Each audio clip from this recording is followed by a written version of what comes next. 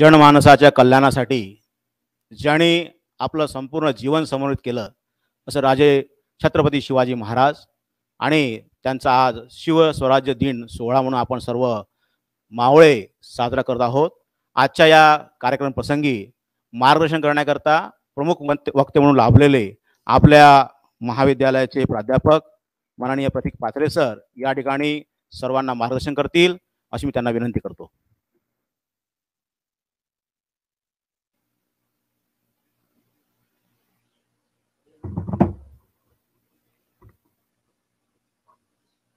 आजच्या या शिवस्वराज्य दिन कार्यक्रमाचे अध्यक्ष आदरणीय डॉक्टर उपाध्याय सर, प्राचार्य degree college of physical education, उपप्राचार्य आदरणीय doctor Deshpande sir, Khandagade sir, Lonarkar sir, Rahane madam आणि उपस्थित सर्व प्राध्यापक बंधूंनो आणि सडसडचे त्या रक्ताच्या बसलेल्या माझ्या तमाम खरं तर ज्या महाराष्ट्रानं या संबंध हिंदुस्थानालाच नाही तर पूर्ण जगाला एक स्वतंत्रतेची नवी उर्मी दिली, त्या छत्रपती शिवाजी महाराजांच्या राज्याभिषेक दिन हा शासनाला परिपत्रक काढून साजरा करण्याचं आव्हान करावं लागतं। याशिवाय या महाराष्ट्राचं दुर्भाग्य दुसरं कोणतं नसेल।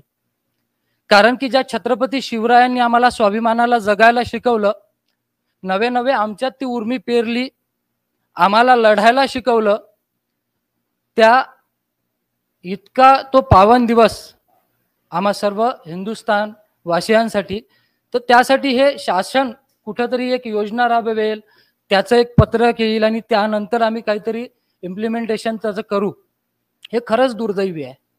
खरं तर हे दोनही दिवस, एक तर श्री शिवजन्मोत्सव आणि दुसरं श्री शिवराज्याभिषेक, कारण हे जे दोन्ही सण आहे हे जर दोन सण झाले नसते महाराष्ट्रात तर आम्ही दिवाळी साजरी करू शकलो नसतो आणि दसराही सुद्धा साजरा करू शकलो नसतो। म्हणून प्रत्येक ठिकाणी हा उत्सव झाला पाहिजे, नवे नवे दिवाळी सारखा हा उत्सव महाराष्ट्राच्या घराघरात साजरा व्हायला हवा। साधारणतः भारतातले सर्व हिंदू साम्राज्य संपले, दिल्लीचं पृथ्वीराज चव्हाणांचं साम्राज्य संपलं, राजपुतानातले साम्राज्य संपले, त्यानंतर उरलेले एक शेवटचं साम्राज्य म्हणजे देवगिरीचं विजयनगरचं हिंदू साम्राज्य। शेवटचं साम्राज्य 1300च्या कालखंडात अलाउद्दीन खिलजीची स्वारी होते आणि हे साम्राज्य सुद्धा एका छोट्याशा अफवेच्या बळावर धुळीस मिळतं आणि त्यानंतर 350-400 वर्षाचा भयान काळोख। तो काळोख एवढा प्रचंड होता की त्यावेळेस आम्ही हिंदू किंवा आमचे सण म्हणून साजरा करायला सुद्धा आम्हाला परवानगी नव्हती, कुठेतरी जिजिया कर आमच्यावर लादला जात होता। आणि त्यावेळेस 1630-19 फरवरीला सह्याद्रीच्या माथ्यावर शिवनेरी किल्ल्यावर एक बाळ जन्माला येतं आणि ते बाळ वयाच्या 16व्या वर्षी प्रतिज्ञा करतं की नाही, मला माझं स्वतःचं स्वराज्य निर्माण करायचं आहे। या स्वराज्याचा राजा शिवाजी नाही तर या स्वराज्याचा राजा होते हे राज्य व्हावे हेतू श्रींची इच्छा, आणि प्रत्येकाच्या मनात ते बिंबवलं आणि तेव्हा कुठं रायगडाच्या सिंहासनावर 32 मनाचं सोनेरी सिंहासन साकार झालं। पण हे इतकं सोपं होतं का हो? खरंच हा राज्याभिषेक ज्याला आपण आज आठवण करत आहे इतकं सहज झाला का हो? नाही, यासाठी कितीतरी बलिदान द्यावे लागले। त्याच्या आधीची परिस्थिती ज्यावेळेस आम्ही पाहतो की एक छोटीशी जीव नावाची मुलगी, तिचं लग्न होते शहाजी राजांसोबत आणि हा लग्नाचा सर्व थाट ज्यावेळेस बसतो तो आदिलशहाचा दरबार असतो। आदिलशाह सहज मालोजी राजांना म्हणतात की तुमची जीव, लखुजी जाधवांना म्हणतात की तुमची जीव मालोजी राजांच्या घरी सून म्हणून देता का? हे सर्व तिथं पार पाडतं आणि तिथं होळीच्या त्या उत्सवात एक हत्ती उधाणतो, मदमस्त झालेला तो हत्ती उधाणतो। तो हत्ती थांबवायसाठी जिजाऊचे मोठे बंधू आडवे जातात, त्यांना रोखायसाठी शहाजीराजांचे थोरले बंधू जातात, दोघात युद्ध होते आणि त्यात शहाजीराजांचे मोठे बंधू शरीफजी राजे मृत्युमुखी पडतात। हे पाहताच लखुजी राजे चौतडतात, ते पाहतात की काय मुलगा आणि तो उदाहरण जातो आपल्या होणाऱ्या जावयावर, शहाजीराजावर. शहाजीराजांच्या वर्मी घाव बसतात, ते बेशुद्ध पडतात आणि त्यानंतर स्वतःच्या चालू असणाऱ्या त्या कत्तली ही जीव पाहत असते. तिला प्रश्न पडतो, मी रडायचं कोणासाठी? माझा मोठा भाऊ वारला त्याच्यासाठी रडायचं, की माझा भासरा गेला त्याच्यासाठी रडायचं? कारण दोन्ही इकडले जे मृत्युमुखी पडलेले होते ते दोन्ही जिजाऊचे आपलेच होते. म्हणजे सर्वत्र मराठे जे युद्ध करत होते, जे कापाकापी करत होते, ते आपलीच एकमेकाची कापाकापी करत होते. आमच्यात शौर्य नव्हतं का हो? आमच्यात शौर्य होतं, आमच्यात धैर्य होतं, आमच्यात उत्साह होता, आमच्यात काहीतरी नवीन करण्याची इच्छाशक्ती होती, पण आमच्यात नव्हती ती स्वतःचं राज्य निर्माण करण्याची ताकद. आणि म्हणून ती जिजाऊ रडत होती, ती गाऱ्हाणं घालत होती आई भवानीला, की असं काहीतरी माझ्या पोटी येऊ दे की ज्यानंतर हे सर्व जे भयान काळोख इथं चालू आहे तो कुठंतरी संपला पाहिजे. आणि तो 19 फरवरीचा दिवस उजाडला. मला नेहमी प्रश्न विचारतात की तुम्ही एवढे गडकिल्ले फिरता, हे गडकिल्ले राखता, इथं स्वच्छता श्रमदान करता, काय उपयोग येता? ते तर सर्व ढासळत चाललेले आहे. एक छोटंसं उदाहरण देतो. जगाच्या पाठीवर एक इस्रायल नावाचा टीजभर देश आहे. आपल्या विदर्भापेक्षा एक छोटासा देश असेल, पण आज त्या इस्रायलची परिस्थिती अशी आहे की जगात त्या इस्रायलची टक्कर घ्यायची ताकद अमेरिकेत सुद्धा नाहीये. का? जर या इस्रायलचा इतिहास पाहिला, त्या इस्रायल मध्ये राहणारे जे ज्यू समाजाचे लोक आहे, हजारो वर्ष निर्वासित होते. त्यांना त्यांच्या देशातून हाकलून लावलं होतं आणि ज्या ज्या देशात हे लोक विस्थापित झालेले होते त्या त्या देशात नुसतं त्यांच्यावर अत्याचार सुरू होते. 1 नाही, 2 नाही, 10 नाही, 5 नाही, 100 नाही, हजारो वर्षाचं निर्वासित आयुष्य आहे. पण येणाऱ्या प्रत्येक पिढीला, जन्म घेणाऱ्या प्रत्येक पिढीला ते एक स्वप्न देत होते. ते स्वप्न होतं की कुठंतरी कधीतरी एखादा काळ असा येईल ज्यावेळेस सर्व जीव संघटित एक स्वतःचं निर्माण करेल. त्यांनी एक स्वप्न दिलं की कुठंतरी जगाच्या पाठीवर एक इस्रायल देश आहे, तिथं आमचं एक शक्ती केंद्र आहे, आमचं एक स्फूर्ती केंद्र आहे, त्याचं नाव जेरुसलम, जे ज्यू लोकांच्या आध्यात्मिक क्षेत्र आहे. ते हजारो वर्ष आपल्या येणाऱ्या पिढीला ते स्वप्न देत होते. एक काळ असा झाला, हे सर्व जीव एकवटले आणि त्यांनी इस्रायल स्वतंत्र करून दाखवला. कशाच्या जीवावर? की त्यांना फक्त एक स्वप्न दिलं गेलं की तुमचं कुठंतरी एक हक्काचं ठिकाण आहे आणि ते हक्काचे ठिकाण म्हणजे आपले गडकिल्ले आहेत. छत्रपती शिवाजी महाराजांना दुर्भाग्यावश आपण कोणीच पाहिलेलं नाही, पण महाराजांनी केलेल्या कार्याची प्रत्यक्ष प्रचिती घ्यायची असेल तर त्यासाठी तुम्हाला एखादा गडकिल्ला गाठावा लागतो. गड किल्ले हे पाहण्याचा विषय नाही आहे, तो जगण्याचा विषय आहे. इतिहास वाचण्याचा विषय नाही आहे, तो अनुभवण्याचा विषय आहे. ज्या ज्या वेळेस पुस्तकं समोर घ्याल त्या त्या वेळेस फक्त इमॅजिन करा की कसे असेल 350 वर्षाच्या आधीची ती व्यवस्था. जिथं लग्नाचा एक मोठा समारंभ भरलेला असतो, लग्नात सर्व मोठ्या आनंदानं उत्साहात त्या लग्नाची तयारी करत असते, कुठेतरी एक मुघली आक्रमणाची धाड पडते, तिथं चालू असणाऱ्या मंगल प्रसंगात कापाकापी सुरू होते, तिथं त्या विवाह मंडपात बसलेली मुलगी उचलल्या जाते. ती पुढं तिचं काय होते कोणालाच माहित नसते. बापा देखत मुलीवर आणि आई देखत मुलीवर बलात्कार होतो, अत्याचार होतो, हे थांबवणारं कोणी नव्हतं. हे सर्व लोक नुसतं डोळे बंद करून पाहत होते. आणि या भयान प्रसंगात एक 16 वर्षाचा मुलगा उठतो आणि म्हणतो की नाही, काहीतरी वेगळं करायचं. पूर्ण शिवचरित्र काढून पहा, एक बलात्काराचं उदाहरण फक्त शिवचरित्रात दिसतं, त्यानंतर उभ्या शिवचरित्रात कुठं अत्याचार झाल्याची बातमी नाहीये. रांजाच्या पाटलानं एका गरीब मुलीवर अत्याचार केला. महाराजाचं वय त्यावेळेस फक्त 13 वर्षाचं होतं. विचार करा, 13 वर्षाचा मुलगा काय विचार करत असेल. ते छोटे छोटे त्यांचे सवंगडी धावत आले, त्यांनी झालेला तो पूर्ण प्रसंग सांगितला आणि कडाडले राजे हातपाय बांधून बेड्या ठोकून आणा, त्याला उपस्थित करायचं. आणि त्यानंतर झालेली एकच आज्ञा, त्याचा चौरंगा करा. चौरंगा केल्यानंतर त्याचे हातपाय तोडले आणि त्याला चौकात फेकून दिलं. जाणाऱ्या येणाऱ्या प्रत्येकाला सांगितलं की याच्यावर थुकायचं. अशा जोपर्यंत कठोर शिक्षा आपल्या इथे होत नाही तोपर्यंत हे अत्याचाराचे धडे काही थांबणार नाहीये. किती दिवस निषेध करणार बसत आहात आपण, किती दिवस कॅन्डल मार्च काढणार आहोत, किती दिवस त्या काळ्या पट्ट्या बांधायच्या, किती दिवस स्टेटस खेळायचे. शिवचरित्रातून काही शिकायचं असेल तर हेच शिकावं लागेल, आमचं आचरण सुधारावं लागेल. आणि त्यासाठी ती काळाची गरज आहे. एक दिवस हंगामी शिवभक्त बनून काही साध्य होणार नाही. 365 दिवस आम्हाला आमच्या आतमध्ये छत्रपती शिवाजी महाराज हे रगरक्त धगधगत यज्ञकुंड पेटवावं लागेल. आणि त्यानंतर जो दिवस उजाडेल तो स्वराज्याचा असेल.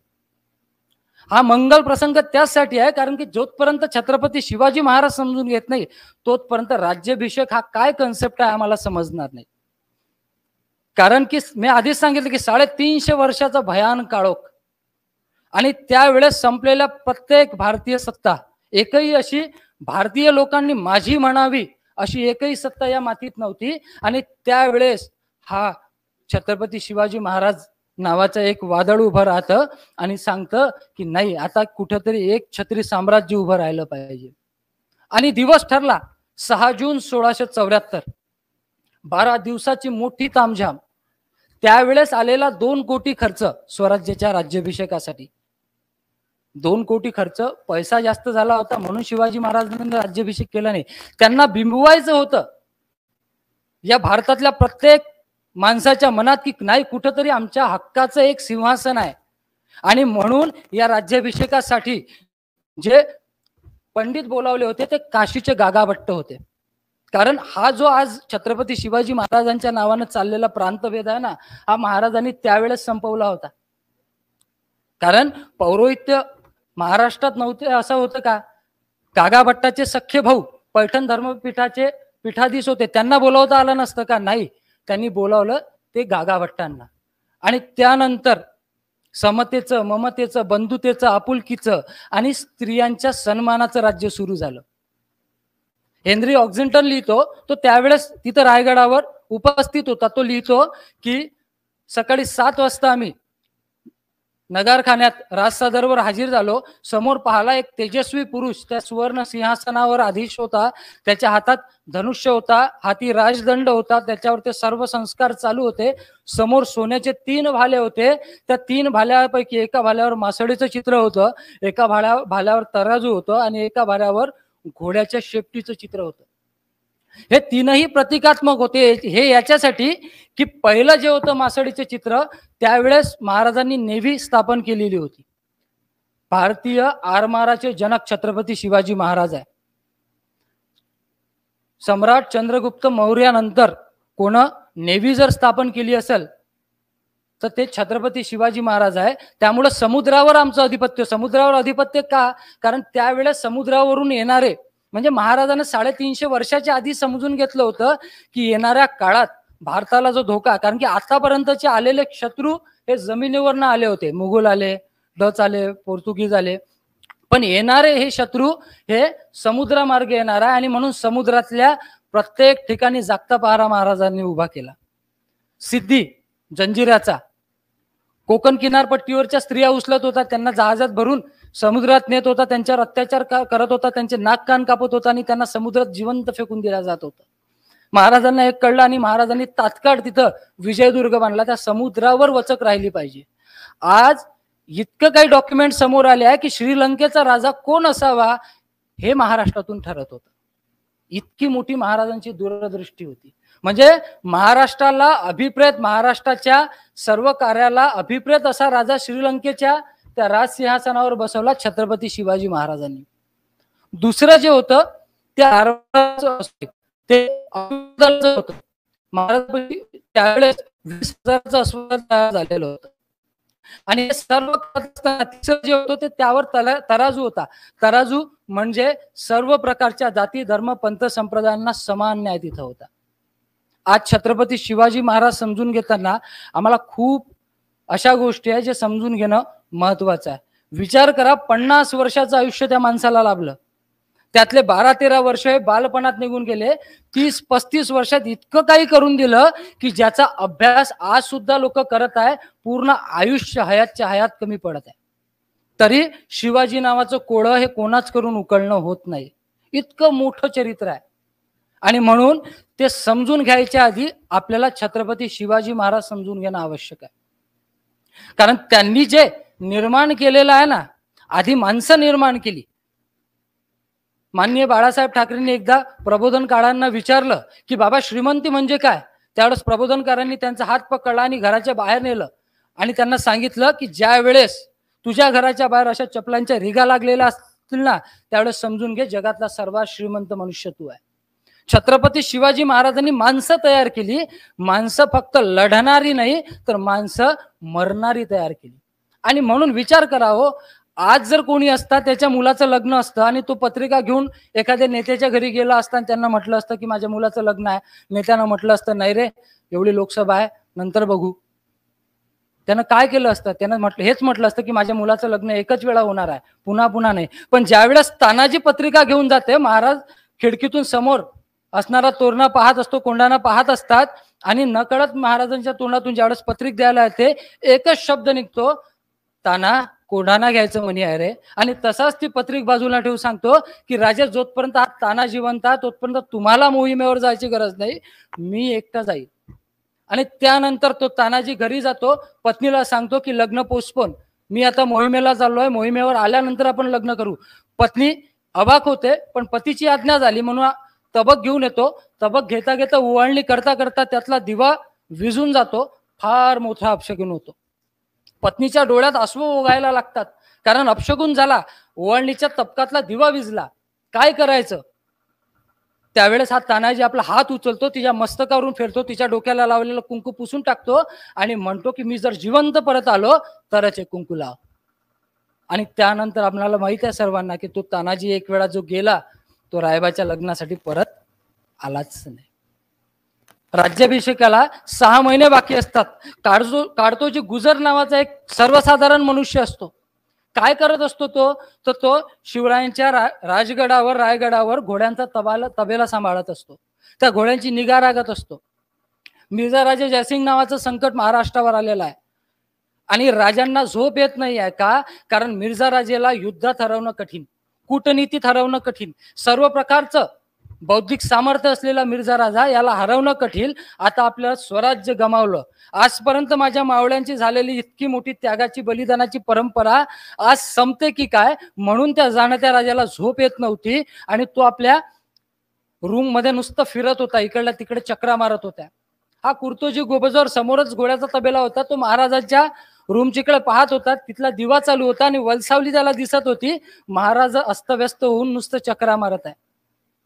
सर्दीच्या त्याच्या डोक्यात चमकलं, त्यानं तसाच उठला, गवताच्या पेंढीवरून घोड्याला टाप मारली आणि धड धड धड धड घोडा काढत गेला डायरेक्ट मिर्झाराजे जयसिंगाच्या छावणीत. आणि मिर्झाराजे जयसिंगाच्या छातीवर गळ्यावर डायरेक्ट तलवार ठेवली. वार करणारच काय, तो मिर्झाराजे जागी झाला, त्यानं वार हरवला आणि त्याला पकडलं आणि विचारलं कोण तू, कशासाठी आलाय? त्यावेळेस हा काढतोजी गुजर सांगतो, स्वराज्याचा मावळा आहे, माझ्या राजाची झोप तुझ्यामुळं हराम झाली आहे, तुझ्यामुळं माझा राजा झोपू शकत नाही आहे, तो वनवन भटकतोय, त्याच्या डोक्यात आक्रोश चालू आहे, तो फक्त तुझ्याच्या जोपर्यंत तू मरत नाही तोपर्यंत माझा राजा झोपू शकत नाही आणि म्हणून तुझा जीव घ्यायला आलोय. मिर्झा राजे जयसिंग अक्षरशः चकित होतो आणि त्याला विचारतो तू काय करतोय, कोणत्या सेनेत आहे, अश्वदळात आहे, घोडदळात आहे, पायदळात आहे, हत्तीदळात आहे, कशात आहे? तो म्हणाला मी कशातच नाही, मी फक्त घोड्यांची निगा राखणारा एक घोडगीर आहे.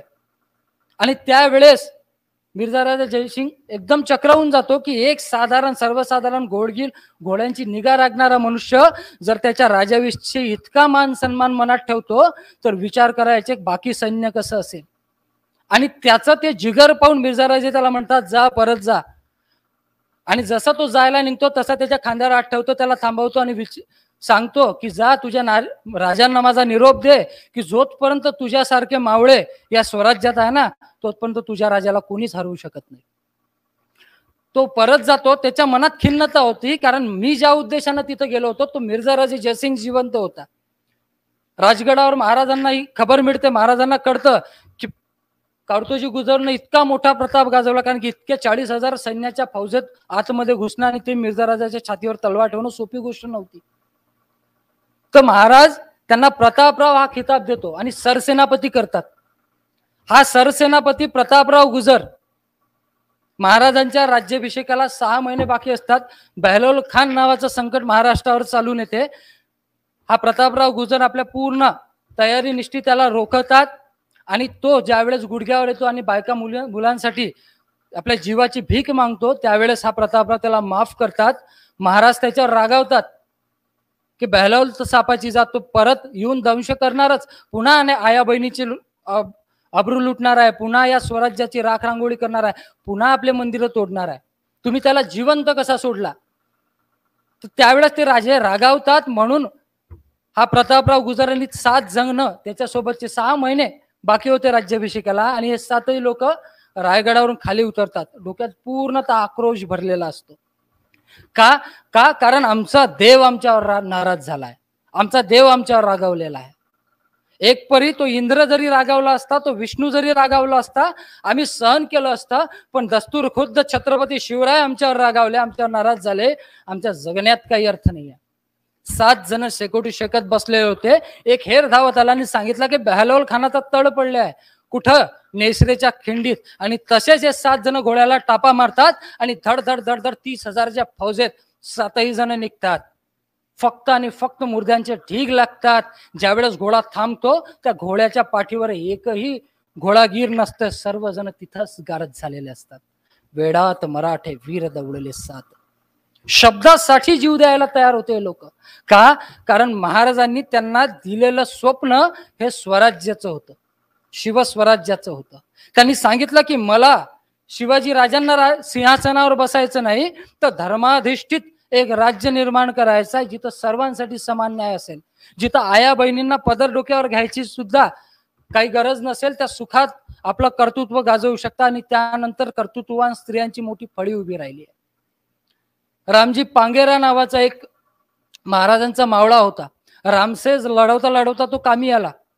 महाराज आणि मासाहेब जिजाऊ दोघंही त्याच्या घरी गेले सांत्वना करायसाठी. जिजाऊ त्याच्या आईची सांत्वना करायला लागतात. महाराज त्याच्या वडिलापाशी बसतात. महाराज एक थैली करतात, त्यात सोन्याचे होन असतात आणि ते त्याच्या वडिलाच्या हातावर देतात. त्याचे वडील हात मागे घेतात. महाराज म्हणतात, अहो हा पैसा तुमचा मुलगा गेला त्यासाठी नाही, पण तुमचं घर व्यवस्थित चालावं यासाठी तुम्हाला देतोय, आमच्याकडून एवढं दान ठेवा. तर त्यावेळेस तो वडील म्हणतो, ते खरंच काळजावर कोरून ठेवाजोगती गोष्ट आहे हो. त्यावेळेस तो वडील म्हणतो की राजे, माझ्या मुलाच्या बलिदानाचा अपमान तुम्ही पैसे देऊन करू नका. तुम्हाला जर काही करायचंच असेल, जर त्याचं बलिदान सार्थकी झालं पाहिजे असं जर तुम्हाला वाटत असेल, तर एक करा. जसा माझा रामजी स्वराज्याच्या कार्यासाठी घेतला, तसा माझा श्यामजी सुद्धा घ्या. म्हणजे अक्षरशः आपले मुलं या स्वराज्याच्या आहुतीत बलिदान करायसाठी सुद्धा लोक तयार झालेले होते. पत्न्या तयार होते आपलं कुंकू त्यागायसाठी, आई तयार होते आपल्या पोटाचा गोळा त्यागायसाठी. ही सर्व उर्मी छत्रपती शिवाजी महाराजांनी इथल्या जनसामान्यात पेरली आणि म्हणून स्वराज्य उभं झालं. 6 जून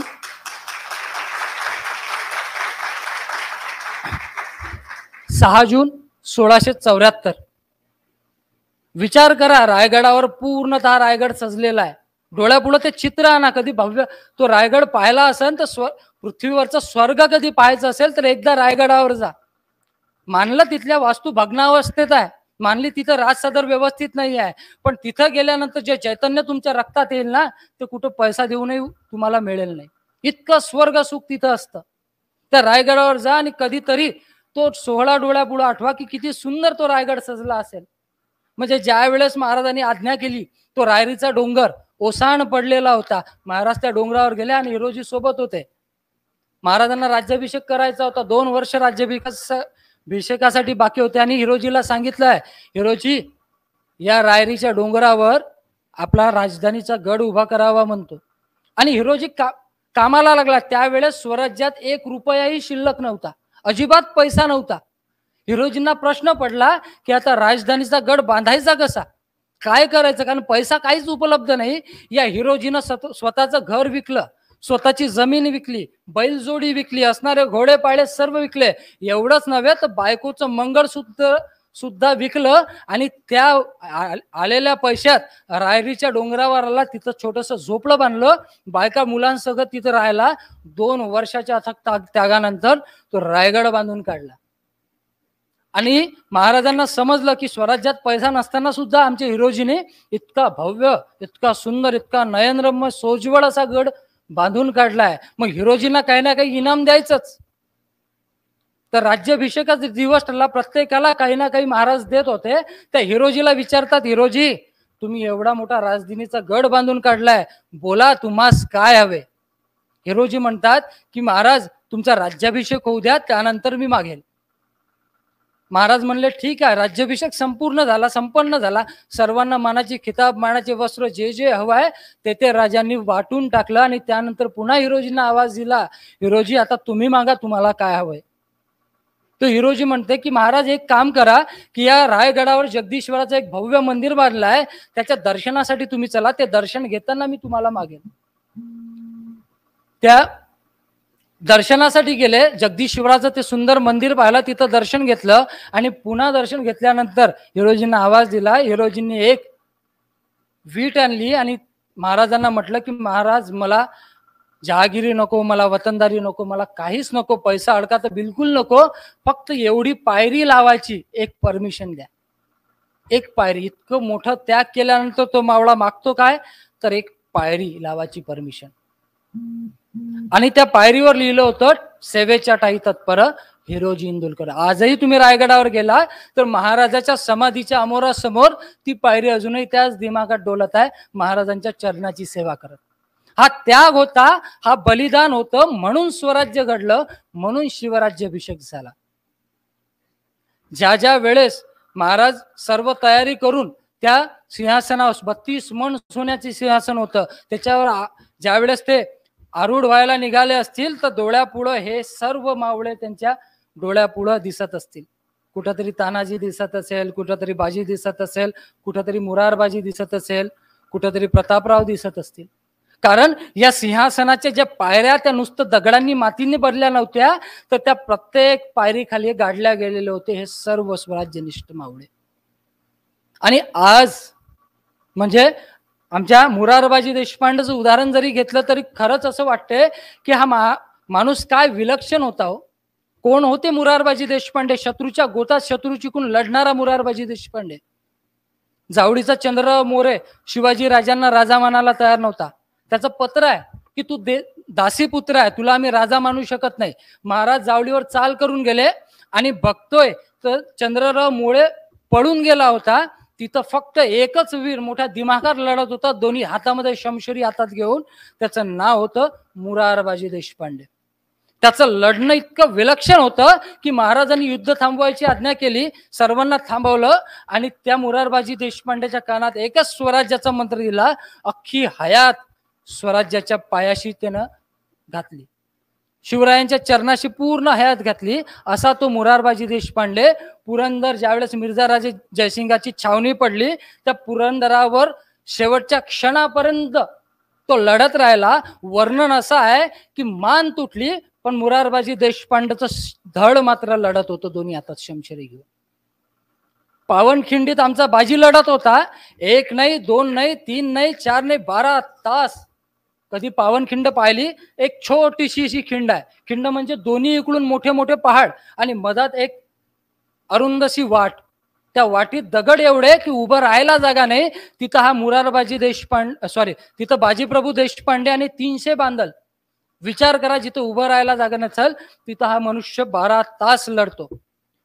इव्हन 6 तास झाल्यानंतर हा माघार घ्यायला तयार नव्हता. येणारी जी फौज होती, प्रत्येक वेळेस हजाराची फौज येत होती, ती काही तास लढत होती, पुन्हा ती माघारी जात होती, नवीन फौज येत होती, ही फौज आराम करत होती. पण या 300 लोकांना आणि बाजीप्रभू देशपांडेंना आराम करायला फुरसत नव्हती, वेळ नव्हता.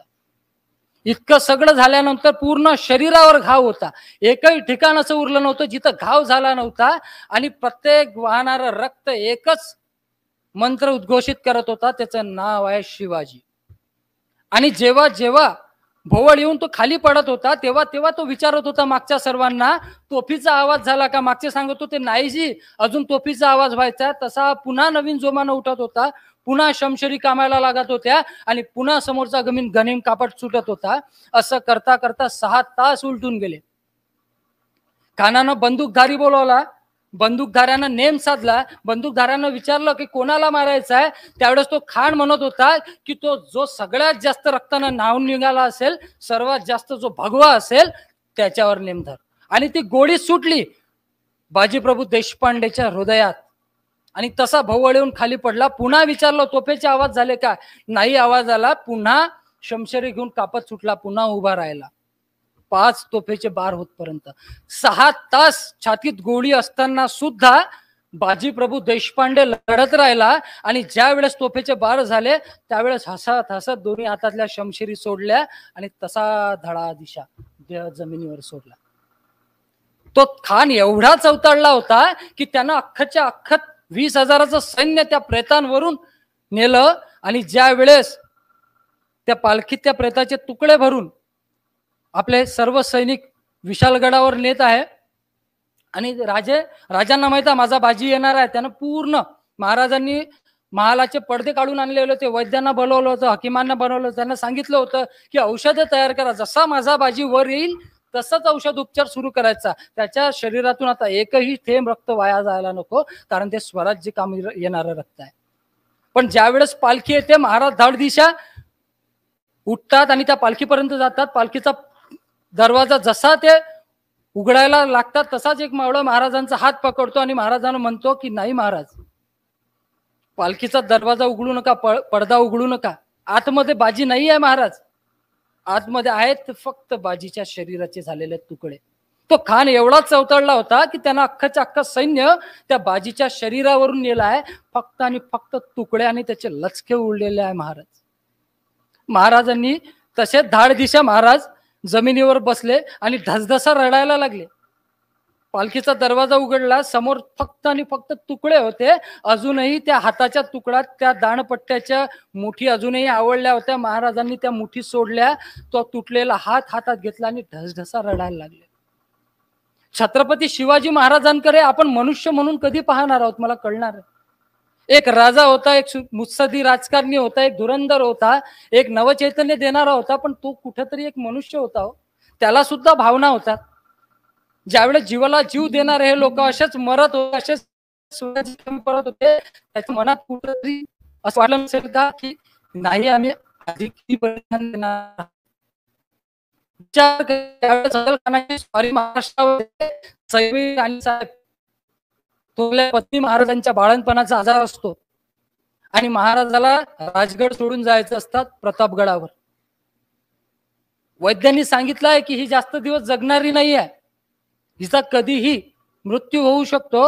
आणि त्या जड पावलानं त्या राणीसाहेबाचा निरोप घ्यायसाठी महाराज दालनाच्या आतमध्ये प्रवेश करतात.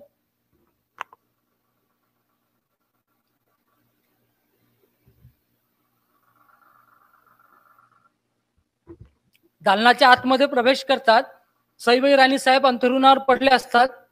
आजपर्यंत जी महाराज दालनात आल्याबरोबर त्यांच्या पायाशी लोटांगण घालत होती, त्यांच्या पायाचा स्पर्श करत होती, तिच्या इकडून आज त्या बिछोण्यावरून उठणं सुद्धा होत नव्हतं आणि म्हणून तिच्या डोळ्यातून टप टप अश्रू गळत होते. महाराज येतात, त्यांच्या हृदयावर किती काळजावर मोठा गोठा असेल, दगड असेल की माझी पत्नी मरणाच्या उंबरठ्यावर आहे आणि अशा वेळेस मला स्वारीवर जावं लागतं, अशा वेळेस मला मोहिमेवर जावं लागतं. तर ते म्हणतात सईबाई राणीसाहेबाला की अफजल खानाचं संकट महाराष्ट्रावर आलेलं आहे, आता महाराष्ट्र आणि स्वराज्य संपण्याच्या वाटेवर आहे. अशा वेळेस आम्हाला आता प्रतापगडावर जावंच लागेल खानाची भेट घ्यायसाठी. त्या भेटीसाठी जाताना आम्ही जिवंत परत येऊ की नाही याची शाश्वती नाही. तशी सई म्हणते महाराज तुम्ही तर जिवंत याल हो, पण तुम्हाला ओवाळणी घालायला ही सई नसेल. त्यावेळेस दोघेही ढसढसा रडायला लागले असतील. कुठंतरी महाराज मन मोठं करून, काळीज मोठं करून तिथून उठलेलं असेल आणि जायला निघाले असेल. कुठंतरी 2 वर्षाचं शंभू बाळ येते, त्यांच्या कमरेला मिठी मारतं, आबासाहेब जाऊ नका हो, आईसाहेब बिमार आहे, आबासाहेब जाऊ नका हो. त्या वडिलाला किती काळीज मोठं करावं लागत असेल. एक वडील म्हणून, एक पती म्हणून किती मोठा त्याग. हा त्याग महाराजांनी केला म्हणून स्वराज्य उभं राहिलं. अक्षरशः स्वतःच्या पत्नीला मुखाग्नी देण्याचं सुद्धा भाग्य या महापुरुषाच्या भाग्यात नव्हतं. विचार करा किती मोठा त्याग आहे. या त्यागाच्या भरोश्यावर स्वराज्य उभं राहिलं आहे. त्याग फक्त मावळ्यांनीच केला नाही, तर छत्रपतीच्या घराण्यांना सुद्धा त्याग करावा लागला. महासाहेबांना विचार करा ना की ज्या अफजल खानानं त्यांचा मोठा मुलगा मारला, ज्या अफजल खानाने त्याच्या पत्नीला, महासाहेबाच्या पतीला म्हणजे शहाजीराजांना कैद केलं, तो महाराष्ट्रावर आज चालून आला आहे. त्यांच्या लहान एकुलत्या एक मुलावर चालून आलेला आहे. त्यांना हे माहित आहे की याच्या तावडीतून सुटणं कठीण आहे, तरी आपल्या पोटच्या गोळ्याला त्या मरणाच्या भूमीत पाठवणारी ती माता किती मोठ्या काळजाची असेल. आणि आज आम्ही सहज म्हणतो शिवाजी जन्म व्हावा, पण तो शेजारच्या घरात. का? कारण आमच्यात तेवढा त्याग करायची क्षमता नाही आहे, आमच्यात तेवढा बलिदान करायची क्षमता नाही आहे. म्हणून आम्ही शिवाजी पाहतो तो शेजारच्या घरात, आमच्यात का नाही आला पाहिजे. म्हणून म्हटलं की एक दिवसाची हंगामी शिवभक्ती सोहळा 365 दिवस महाराजांचं ते कर्तृत्व अंगात गोरा. जेवढे दिवस आहे ते तेवढे दिवस समाजासाठी जगण्याचा प्रयत्न करा. आपल्या इकडून जेवढं होते तेवढं तरी शिवकार्य करण्याचा प्रयत्न करा. त्यासाठी कोणाच्या आमंत्रणाची वाट पाहू नका. समाजात जिथं जिथं चांगलं दिसेल तिथं तिथं जाऊन समर्पण करा. आज तुमच्यापैकी किती लोक रक्तदान करतात माहित नाही, पण रक्तदान केलं पाहिजे. तुमच्या एकाच्या त्या काही ml रक्तामुळे कोणाचा तरी जीव वाचतो, म्हणून रक्तदान चळवळ उभी राहिली पाहिजे. आज अमरावतीत रक्तदानाचा रक्ताचा फार मोठा तुटवडा आहे. गरीब लोकांना रक्त मिळत नाही, त्या रक्ताच्या अभावी कितीतरी लोक. यासाठी आमच्या पूर्वजांनी एवढं मोठं बलिदान केलं आहे का हो? आज आम्ही छत्रपती शिवाजी महाराजांना प्रत्येक ठिकाणी पाहतो. कुठं कुठं? एखाद्या बारवर, एखाद्या पांठेल्यावर, गाडीवर आम्हाला महाराजाचं नाव लिहायचं असते, पण ते कुठं? की गाडीच्या मागच्या चक्क्याच्या वर, जिथं कुत्रं सहजच पाय वर करून अभिषेक करू शकतात. म्हणजे महाराजांचा अपमान खरंच दुसऱ्यांनी केलाय की आम्ही स्वतःनी केलाय, एवढं तरी कधीतरी डोळ्यापुढे ठेवावं. निदान एक करा की महाराजांचा अपमान हा माझ्यामुळे तरी या हयातीत झाला नाही पाहिजे. कारण त्या माणसांनी इतक्या उपकार करून ठेवले, त्या उपकाराची परतफेड या आयुष्यात तरी शक्य नाही. कारण ते नसते तर आज तुम्ही लोक इथं तुमच्या आज जी ओळख घेऊन बसलेले आहे ना, ती घेऊन बसलेले नसते. कुठंतरी आजही गुलामीची एक वाट आमच्या मस्तकी राहिली असती आणि त्या गुलामीला आपल्या भाग्याची रेषा म्हणून आम्ही जगलो असतो. त्या माणसाने आपल्याला स्वाभिमान दिला 350 वर्षाच्या आधी. मेक इन इंडिया आज आपण पाहतो, पण 350 वर्षाच्या आधी छत्रपती शिवरायांनी मेक इन इंडिया सुरू केलं. महाराजांनी पाहिलं की भारतीय पोलाद हे वजनानं खूप भारी आहे. त्यांनी पाहिलं की पर्शियातलं जे पोलाद आहे ते खूप हलका आहे, वेटलेस आहे. आणि असेच कारण की आपले मावळे मूठभर होते, समोरचे येणारे गरीब हजारानं होते. आपल्या एका मावळ्याला किती वेळ युद्ध करायचं याची काहीच शाश्वती नव्हती, वेळेचं बंधनच नव्हतं. त्यामुळं पर्शियातून पाते बोलवायचे आणि इथं आल्यानंतर त्याला मुठा फिट करायच्या. असं मेक इन इंडिया महाराजांनी सुरू केलं. दारू गोळ्याचे कारखाने महाराजांनी इथं सुरू केले. चंद्रगुप्त मौर्यानंतर पहिली नेव्ही स्थापन करणारा छत्रपती शिवाजी महाराज. विचार करा, इतकं मोठं आणि उज्ज्वल स्वप्न या भारताला दिलंय महाराजांनी. काल परवा 5 वर्षापूर्वी बांधलेले धरण धडाधड पडतात आहे, गावच्या गाव वाहून जातात, कितीतरी लोक मरतात. 350 वर्षाच्या आधी बांधलेलं खेड शिवापूरचं धरण अजूनही जच्चा तसं आहे. त्याला एकही त्याच्या दगडाला तडा गेला नाही. का? कारण ते बांधताना ते बांधकाम करणारे जे इंजिनियर होते ना, त्यांच्या रक्तात इमान होतं. त्या रक्तात इमान असल्यामुळं ती धरणं अजूनही जच्च्या तशी आहे. आमच्या इथले धरणं मात्र 5 वर्षात ढासळून जातात. कधीतरी सिंधुदुर्ग, विजयदुर्ग या किल्ल्यावर जा, समुद्राच्या प्रचंड लाटा येतात, त्या किल्ल्याच्या तटावर आदळतात. त्या आदळणाऱ्या लाटामुळे ते जे दगड आहेत ते 4-4 बोटं आतमध्ये गेलेले आहे, पण त्याच्या मधात जो सिमेंट लावलेला आहे ते सिमेंट अजूनही 4 बोटं बाहेर आहे. किती मोठा स्वाभिमान असेल. कारण काम करताना तेवढी निष्ठा होती, त्या कामात सुद्धा निष्ठा होती आणि छत्रपती शिवरायांच्या चरणी सुद्धा निष्ठा होती. आज मात्र ती निष्ठा कुठेतरी संपलेली दिसत आहे. 19 फरवरी दिवस येतो कुठेतरी. आज रेकॉर्ड महाराष्ट्रात सर्वात जास्त दारू कोणत्या दिवशी खाल्ल्या जातात तर ती 19 फरवरी आणि 14 एप्रिलच्या दिवशी खपल्या जाते. किती मोठं दुर्दैव आहे. ज्या माणसाला सुपारीच्या खांडाचं व्यसन नव्हतं त्या